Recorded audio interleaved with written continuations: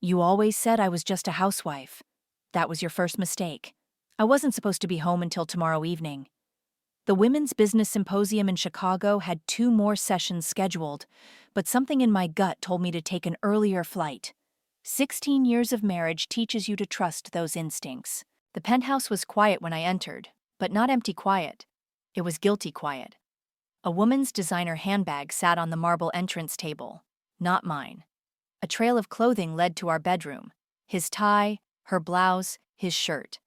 I didn't rush. I didn't make a sound. I just followed the breadcrumbs of betrayal down our hallway. My name is Virginia, and this was the moment I'd been waiting for. The bedroom door was slightly ajar. Their moans carried through the gap, accompanied by the rhythmic creaking of our $12,000 handcrafted bed, the one Aaron insisted we needed to reflect our status. I pushed the door open. Oh my God! Cassandra scrambled to cover herself with our Egyptian cotton sheets. Her perfectly highlighted hair was a mess, her red lipstick smeared. Aaron didn't even bother moving. He just propped himself up on his elbows, wearing that same smirk he used when closing business deals. You're home early. Obviously. I remained in the doorway, my weekend bag still in hand. This isn't... Cassandra started, but Aaron cut her off with a wave. Don't bother, Cass. It's time anyway. He reached for his discarded pants, pulled out a thick envelope and tossed it onto the floor at my feet. Those are divorce papers. My lawyer drew them up last week. I picked up the envelope. Last week? Let's not pretend you didn't see this coming, Virginia. He stood up, naked and unashamed. The company's growing. We need younger energy, fresh perspectives. Cassandra understands my vision. I'm sure she understands lots of things. I've been generous in the settlement, he continued, pulling on his pants. The apartment in Brooklyn, a fair monthly allowance. You'll be comfortable. The company shares? I asked quietly. He laughed. You can't be serious. You're just a housewife. What do you know about running a luxury real estate empire? I built this company. Cassandra had managed to slip on her dress and was trying to fix her makeup in our mirror. My mirror. She caught my eye and had the audacity to look sympathetic. Sign the papers, Aaron said. Don't make this difficult. You know I always win. I walked to his desk, imported Italian leather because heaven forbid anything in this penthouse be domestic, and borrowed his Mont Blanc pen, the one I'd given him for our 10th anniversary. You're being very reasonable about this, he said, watching me sign. I looked up at him. You taught me well, Aaron. Always keep your emotions out of business decisions. Exactly. He smiled, pleased with himself. I knew you'd understand. I handed him back the envelope and his pen. I understand perfectly.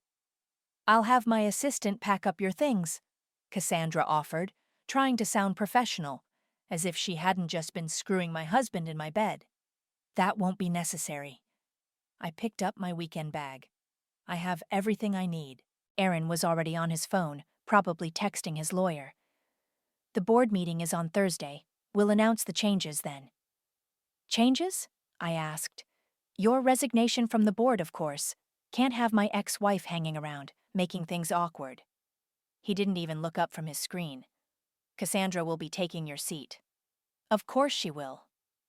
I walked to the door, then turned back. Aaron? You'll get exactly what you deserve. He finally looked up, confusion flickering across his face. But I was already walking away, my heels clicking against the marble floors he'd insisted on installing last year. In the elevator, I pulled out my phone and sent 2 texts. To Nicholas. It's time. Execute everything as planned. To Natalia. The bastard took the bait. Meeting tomorrow? The responses came immediately. Documents ready. He won't know what hit him. Bringing champagne. Your place or mine? I smiled as the elevator doors opened to the lobby. The doorman tipped his hat, concern in his eyes.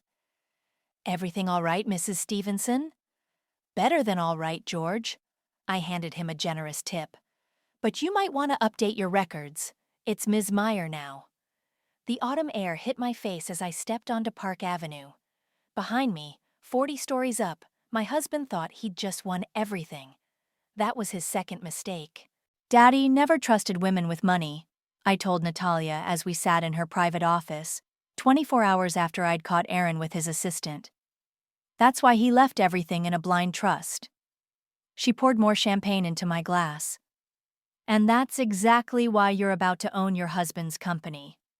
I pulled out the latest ownership documents Nicholas had couriered over. Sign here, I said, sliding them across her desk, as the final witness.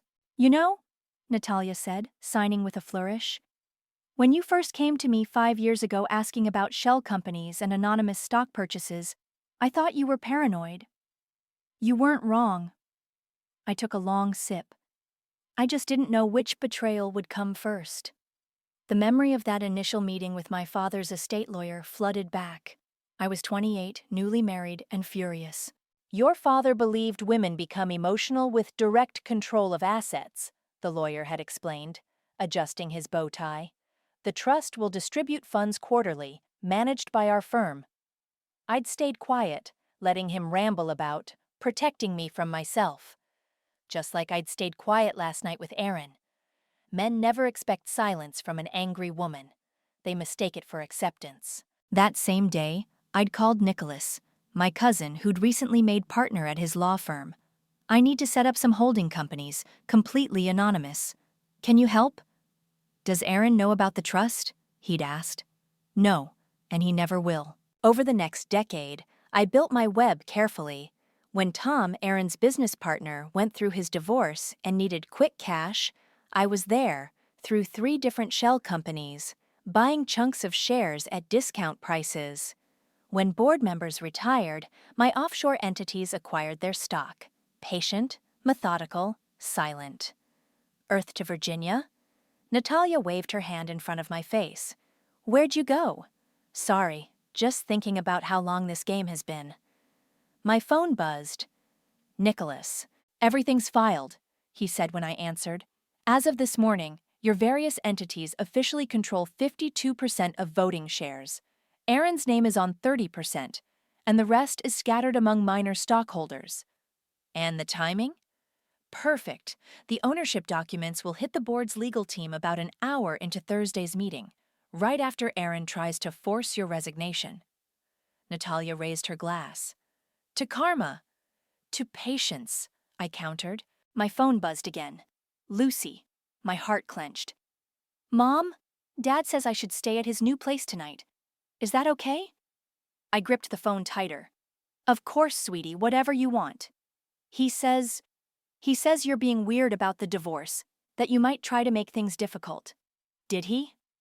I kept my voice neutral. And what do you think? I think maybe he's right. You never supported his vision for the company. You were always so quiet at the parties, so invisible. If she only knew how strategic that invisibility had been. Lucy, honey, do what feels right to you. Thanks, Mom. I'll get some clothes from home tomorrow when you're at yoga. The line went dead. She'll understand eventually, Natalia said softly. Will she? I stood up, walking to her office window. Aaron's been positioning himself as the victim for months, taking her to board meetings, introducing her to investors. See how your mother holds us back? He'd say. See how she doesn't understand business? And on Thursday, she'll see the truth. I shook my head. She'll see her mother destroy her father. There's no winning here. My phone buzzed one more time. A text from Tom. Virginia, please be reasonable about Thursday. Aaron built this company. Take the settlement. Don't make us remove you forcefully. I showed Natalia the message. Oh, Tom, she laughed. If he only knew he sold you the shares that will end Aaron's reign. Nobody knows, I said quietly. That's the point. I gathered my things, including the freshly signed documents. I should go. Need to get these to Nicholas. Virginia? Natalia called as I reached the door. Are you ready for this? Really ready? I thought about Aaron's smirk in our bedroom, about Lucy's voice, already taking his side. About a decade of being the quiet wife, the silent partner, the invisible woman. I've been ready since the day my father decided I couldn't handle my own inheritance. I straightened my jacket. Men like them, they never see it coming. That's their weakness. And your strength? I learned to wait. I smiled. And I learned to count. The door closed behind me with a satisfying click. In 48 hours, Aaron would learn exactly how well his quiet wife could count, right down to the last share. I was in the kitchen when Lucy came home to pack her things. She didn't know I was there. I'd canceled yoga, but let her think I was gone. Sometimes you learn more from what people do when they think you're not watching. "This is my room now," I heard Cassandra say upstairs. "Your father thought it would be better if I moved in right away, help with the transition." My coffee cup trembled in my hand. That woman was in my house, helping my daughter pack. "It's so much nicer than my old apartment," Cassandra continued. "Your mom has great taste, I'll give her that. Though some of these curtains need updating." "Mom never really cared about decorating," Lucy replied. "Dad always said she was too practical." "Well, that's going to change. Wait until you see what I have planned for the living room." I set my cup down silently and moved closer to the stairs. "Did she really just give up?" Lucy asked. "When Dad told her about the divorce?" "Some women know when they're outmatched," Cassandra said. "No offense, but your mom's not exactly corporate material. The board meetings were always so awkward with her there." "I noticed that too, she barely spoke." "Your father needs someone who understands his vision, who can be a real partner. In business and in life." The sound of my closet doors sliding open made me flinch. "These designer pieces are wasted on her," Cassandra said. "Mind if I keep some? We're about the same size." "I guess they're Dad's to give away now, right?" I pressed my hand against my mouth to keep from screaming. My daughter was helping this woman divide up my life like a yard sale. "Exactly. The settlement your mom signed gives him everything business-related, including assets purchased with company money." Cassandra's voice dripped with satisfaction. "Which, let's be honest, is everything in this penthouse." My phone vibrated. A text from Natalia. "Final verification complete. You now officially own 52% through the trusts. Ready for tomorrow?" I typed back. Listening to my replacement raid my closet, more ready than ever. "Lucy!" Cassandra called out. "Your father's sending a car in 20 minutes. We should hurry." "Coming! Just grabbing my laptop." I heard footsteps approaching the stairs and quickly slipped into the pantry, leaving the door cracked. Lucy passed by, then stopped. She turned back toward my kitchen, her eyes scanning the space. For a moment, she looked so young, so uncertain. Then Cassandra called again, and the moment passed. "Did you check your mom's jewelry box?" Cassandra asked when Lucy reached the top of the stairs. "Dad said not to touch that stuff yet. Legal reasons." Smart man. Always thinking ahead. The next 15 minutes were torture, listening to them pack, laugh, make plans for redecorating my home.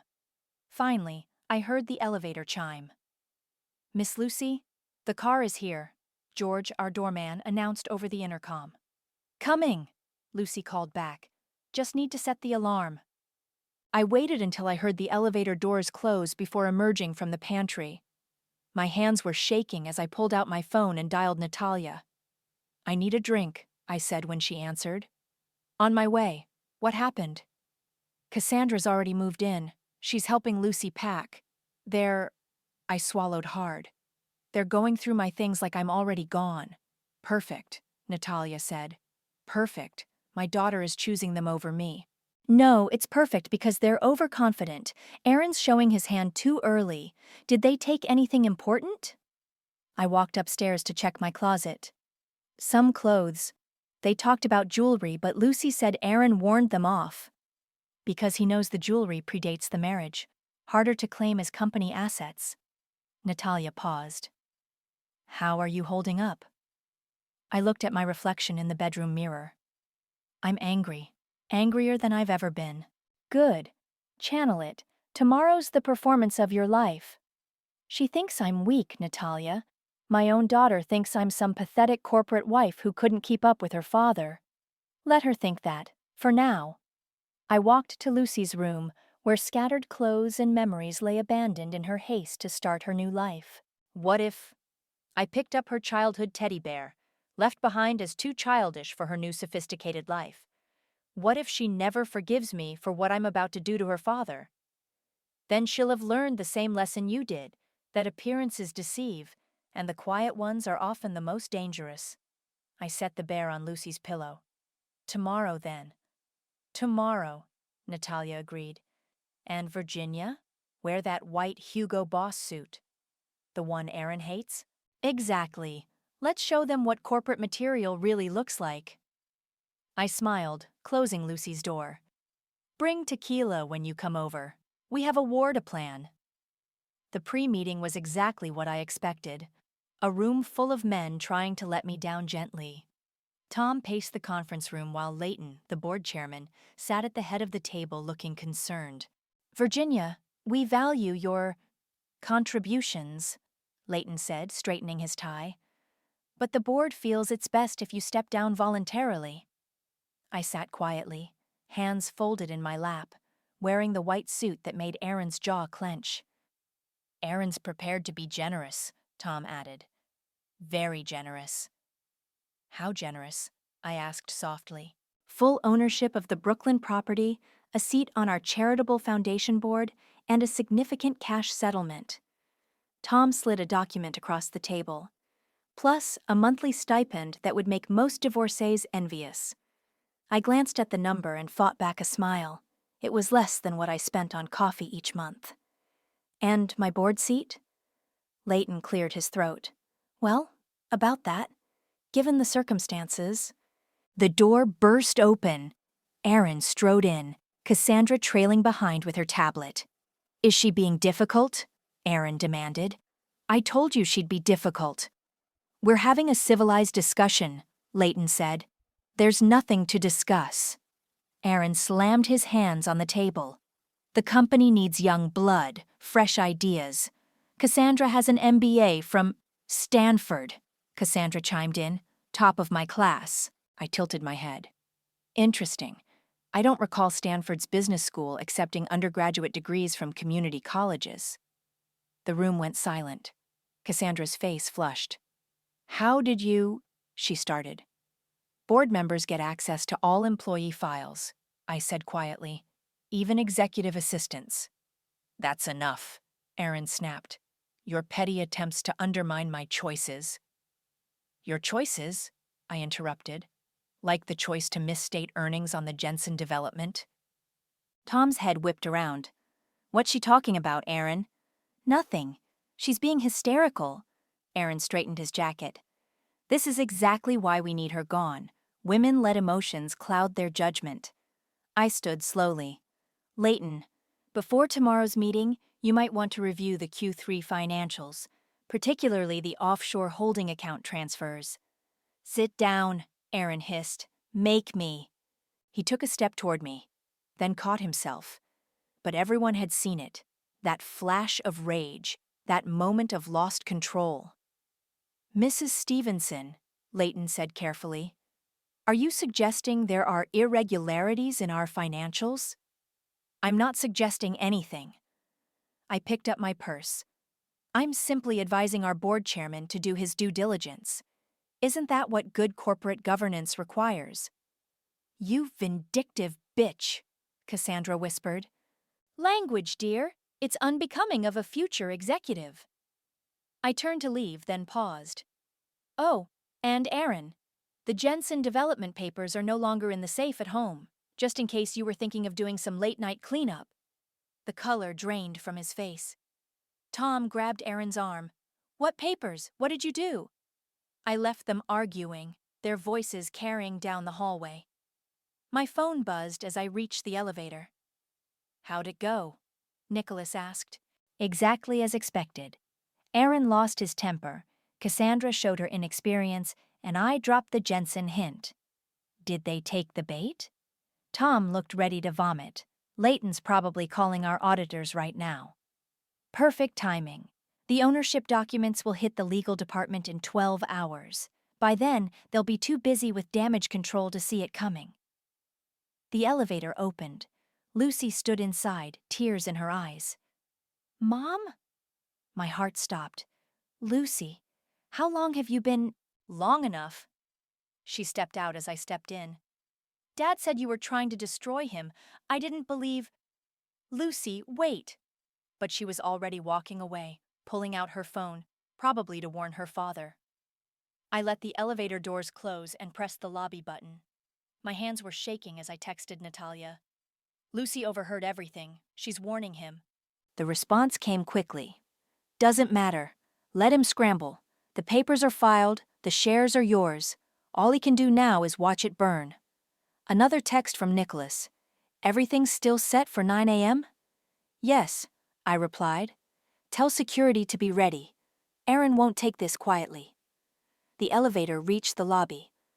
As I walked out, I heard Tom's voice echo from the stairwell. Aaron, get back here. What else are you hiding? I smiled at the security guard. Jack, tomorrow morning's meeting might get loud. Be prepared. He nodded, used to Aaron's temper. Yes, ma'am. Though if you don't mind me saying, you seem awful calm about all this. That's because tomorrow isn't about anger, Jack. I straightened my white suit. It's about mathematics, and I'm very, very good at counting. He's been calling all night, Nicholas said, spreading papers across my dining room table. Every board member, major shareholder, even retired partners. He's desperate. I poured us both coffee. It was 6 a.m., 3 hours before the board meeting that would change everything. What's he offering? I asked. Double the divorce settlement. Triple. He even offered to step down as CEO if you'll sell your shares back to him. Nicholas smiled. Of course, he doesn't know they're your shares yet. He's just calling everyone. My phone lit up. Lucy's face appeared on the screen. Mom, can we talk? I put it on speaker. Of course, honey. Dad's really upset. He says you're trying to frame him for fraud, that you planted fake documents. Nicholas raised an eyebrow. I shook my head. The Jensen development papers aren't fake, Lucy. Ask him about the offshore accounts. He says you're lying, that you're jealous of Cassandra, that you're trying to hurt him because he found happiness with someone else. Is that what you believe? Silence. Lucy, I don't know what to believe anymore. Her voice cracked. Cassandra's crying. Dad's been on the phone all night. He keeps saying our family will be ruined if you don't stop. Our family was ruined the moment he chose her over us. That's not fair. She understands him. She supports his vision. You were always so quiet? I finished for her. Patient? Tell me, Lucy, did your father ever mention where the initial funding for his company came from? More silence. Ask him about your grandfather's trust fund, the one he convinced me to invest in his startup. Ask him why my name isn't on any of the founding documents despite my money building his empire. You're lying, Lucy whispered, but I heard the doubt. Check his office, third drawer on the left behind the false panel. The original investment documents are there. I saw him hide them last year. The line went dead. Nicholas looked up from his papers. You knew she'd warn him about the Jensen documents. Of course. That's why I mentioned them specifically. He'll be so busy trying to hide that fraud, he won't see the ownership revelation coming. My phone buzzed again. Natalia. Turn on CNBC, she said without greeting. Now. I grabbed the remote. Aaron's face filled the screen, standing outside our corporate headquarters. These allegations are baseless, he was saying. My wife is understandably emotional about our separation, but to suggest there are irregularities in our financials is absurd. The board has full confidence in my leadership. Arrogant bastard, Nicholas muttered. Sources say there's an emergency board meeting this morning, the reporter pressed. Is your position as CEO under review? Aaron laughed. I founded this company. I built it from nothing. The board meeting is a formality to address some routine governance matters. I turned off the TV. He's getting sloppy, making public statements without board approval. Virginia, Nicholas said quietly, there's something else you should see. He slid a document across the table. Fresh intel from our private investigator. Cassandra's pregnant. The coffee cup slipped from my hand, shattering on the floor. 8 weeks, Nicholas continued. She told Aaron yesterday. I stood up, coffee soaking into my shoes. That's why he's fighting so hard. Not just for the company, he's fighting for his new family. Are you okay? I walked to the window, looking out over the city that had watched my marriage crumble. Did I ever tell you about my first board meeting? Aaron had me sit in the back like an observer. When I tried to speak, he cut me off, made a joke about letting the little woman have her say. Everyone laughed. Virginia. I was carrying Lucy then, 6 months pregnant. He didn't want me there either, said pregnancy made women too emotional for business. I turned back to Nicholas. Well, let's see how emotional he gets when I take everything. The ownership documents have been delivered to legal. They're reviewing them now. Nicholas checked his watch. 1 hour until the meeting. My phone buzzed one final time. A text from Lucy. Found the documents, the investment papers, Dad's signature on your trust fund transfer. Mom, I'm so sorry. I showed Nicholas the message. Now what? He asked. Now we finish this. I walked to my closet, pulled out my armor, the white Hugo Boss suit, red-soled Louboutins, my grandmother's pearls. Call security, tell them to be ready. When Aaron realizes he's lost everything, he won't go quietly. And Cassandra? The baby?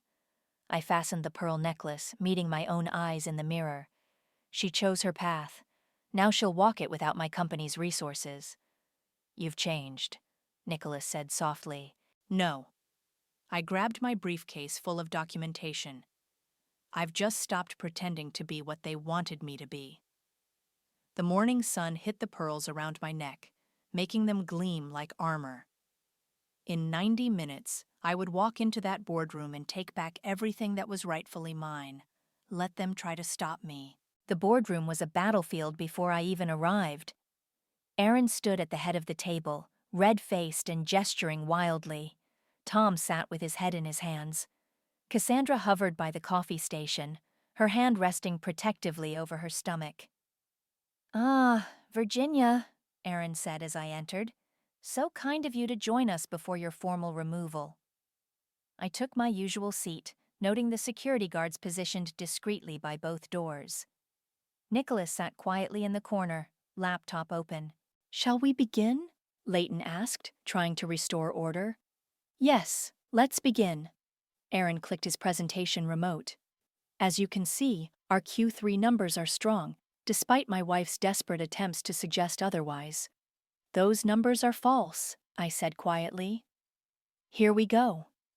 Aaron rolled his eyes. More baseless accusations from a woman who can't accept reality. The Jensen development numbers, Tom interrupted.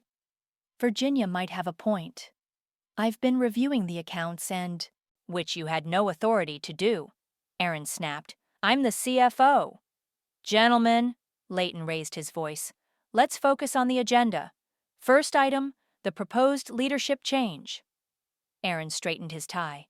Yes, given recent events, I move to remove Virginia from her board position, effective immediately.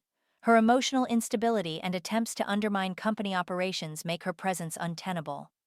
I second the motion, Cassandra piped up. Every head turned to stare at her. You're not on the board, dear, I reminded her. Not yet, anyway. But she will be, Aaron said. After today's vote, Cassandra will assume Virginia's position. She has the education, the vision. And your baby, I finished. The room went silent. Cassandra's face went white. How did you— she started. Board members get access to company health insurance claims. I smiled. Congratulations. This is exactly the kind of personal attack that proves my point, Aaron said. Virginia, you're just embarrassing yourself. Leighton, call the vote. Mr. Johnson, I interrupted softly. Before we vote, I believe there's been a misunderstanding about shareholder majority. If you'll allow my counsel to speak. This is ridiculous. Aaron laughed. I own this company. I control the shares. Nicholas stood up, distributing documents to each board member. Actually, Mr. Stevenson, you own 30% of voting shares.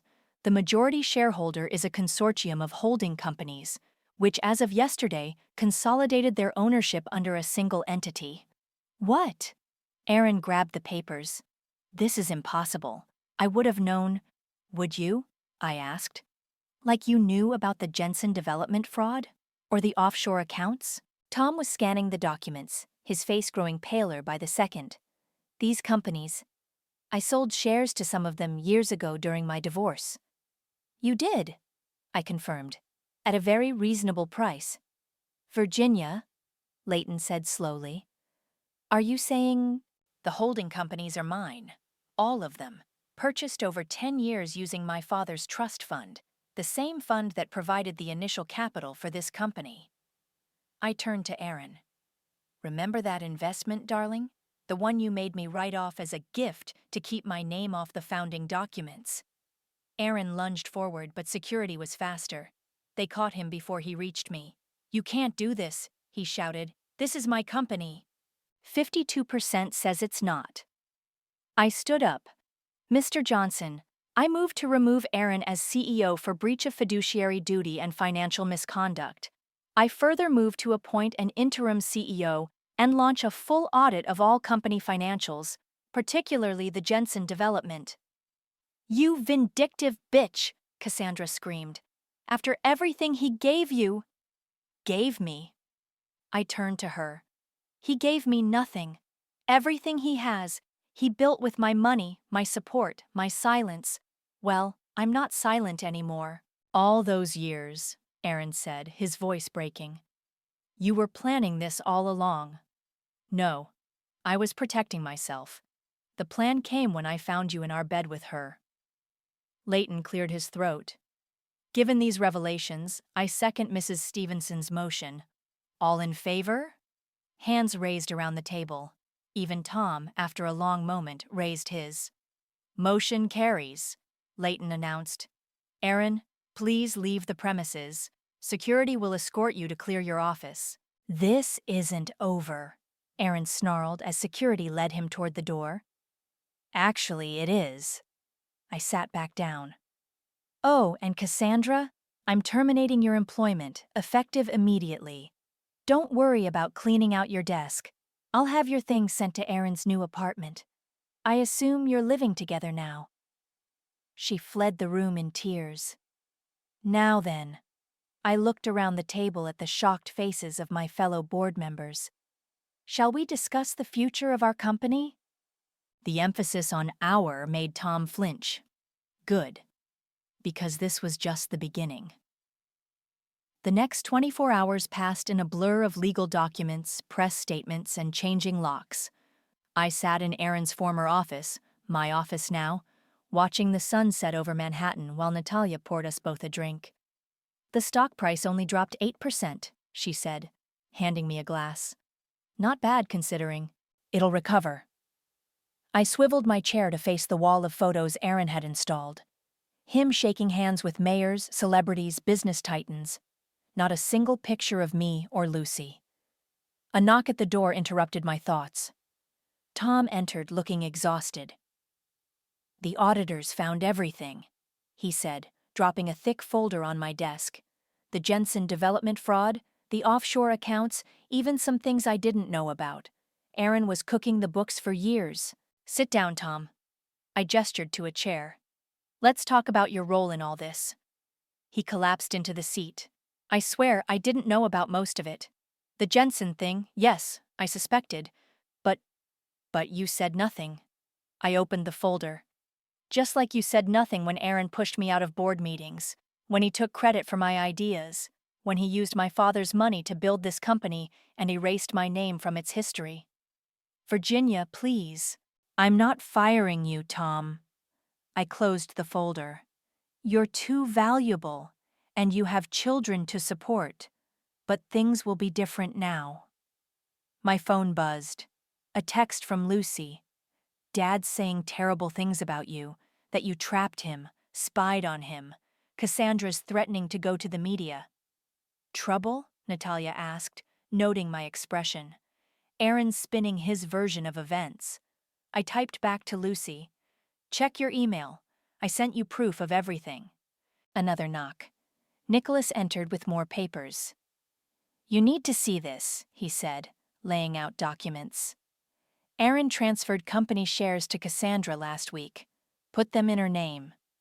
I smiled. Let me guess. Conditional on their marriage? Exactly. But since they're not married, the shares revert to the company. I laughed. He tried to give away something that wasn't his to give. There's more, Nicholas continued. The prenup he had you sign? Invalid the moment he committed financial fraud. You're entitled to half of his remaining shares. Tom whistled. That would give you nearly 70% control. I don't want it. I stood up, walking to the window. Convert his shares to non-voting stock. He can keep the financial value, but he'll never have power in this company again. My phone rang. Aaron. Don't answer it, Natalia warned. I put it on speaker. You think you've won? Aaron's voice was slurred. I made you. You were nothing before me, just a quiet little girl with daddy's money. And you were a wannabe developer with big dreams and empty pockets. I replied calmly. Funny how things change. Cassandra's pregnant. That's my child, my heir. I can't what? Support them? Don't worry. The company will provide generous child support. I'm not you, Aaron. I don't punish children for their parents' mistakes. I'll fight this. I'll tell everyone how you deceived me, plotted against me. With what evidence? The offshore accounts you illegally created? The cooked books you're trying to hide? Face it, Aaron. You lost. Silence. I loved you once, he said finally. Did you ever love me? I looked at the photo wall, at all his moments of glory built on my silence. I loved the man I thought you were. The man who promised to build something with me. Not on top of me. I took a breath. Goodbye, Aaron. I hung up. He'll try something else, Tom warned. Let him try. I turned back to my desk. Now, about the Jensen development. Another text from Lucy. I read everything. The original investment documents, the fraud evidence. Mom, can we talk? Go, Natalia said, seeing the message. We can handle things here. I gathered my things but paused at the door. Tom, take down those photos. Replace them with images of our developments, our buildings. This company isn't about one man anymore. In the elevator, I texted Lucy back. Come home. I'll order from that Thai place you love. Her response was immediate. Already on my way. Dad's drinking, Cassandra's crying about the shares. I need my mom. The elevator doors opened to the lobby. Security guards nodded respectfully. No longer Aaron's men, but employees of the company. My company. Outside, the city lights were coming on, each window a tiny universe of possibility. I thought of all the quiet women in those buildings, watching, waiting, counting in silence. Ms. Meyer? My driver asked. Where to? Home, I said.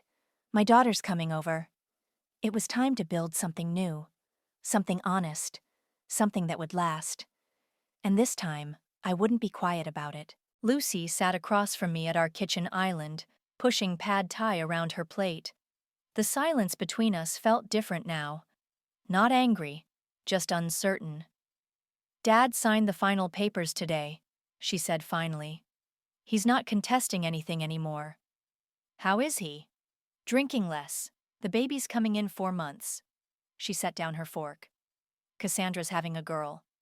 I nodded, letting her process at her own pace. She'll be my sister, Lucy continued.